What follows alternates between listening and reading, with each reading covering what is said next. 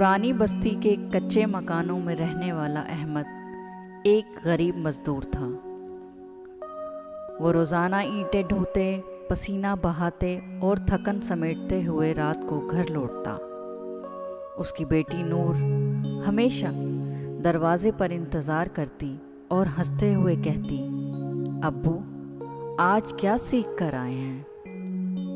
احمد ہنستا اور تھکی ہوئی مسکراہٹ سے کہتا، بیٹا آج سیکھا کہ جو ہاتھ محنت سے بھرے ہوں وہ کبھی خالی نہیں ہوتے۔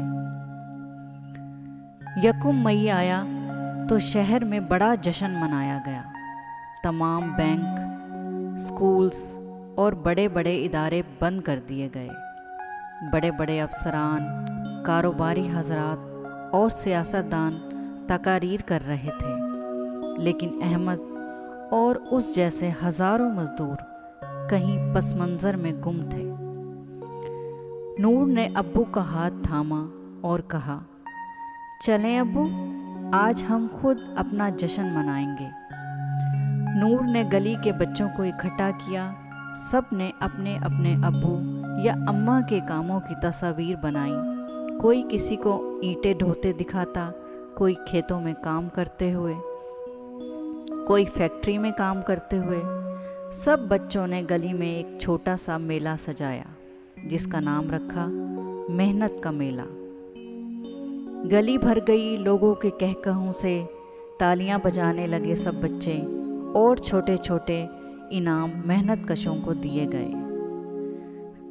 وہ انعام تھے سب سے محنتی ہاتھ، سب سے روشن مسکراہٹ، سب سے مضبوط کندھے۔ احمد نے اپنی بیٹی کو گلے لگایا اور آنکھوں میں چمک لیے ہوئے کہا، بیٹا آج مجھے اپنی محنت پر فخر محسوس ہو رہا ہے۔ اصل دولت یہ عزت ہے جو تم سب نے مجھے دی۔ اس دن احمد نے جانا کہ مزدور کی سب سے بڑی کامیابی صرف روزی نہیں بلکہ وہ محبت اور عزت ہے جو محنت سے کمائی جاتی ہے۔ کہانی ختم ہوئی، لیکن نیکی کا پیغام دلوں میں باقی رہے گا۔ اگر آپ کو یہ کہانی پسند آئی تو لائک کرنا نہ بھولیے، سبسکرائب کیجیے اور بیل آئیکن ضرور دبائیے تاکہ آپ کو ہر نئی کہانی کی خبر سب سے پہلے ملے۔ پھر ملیں گے ایک اور نئی، پیاری اور سبق آموز کہانی کے ساتھ۔ تب تک کے لیے اللہ حافظ۔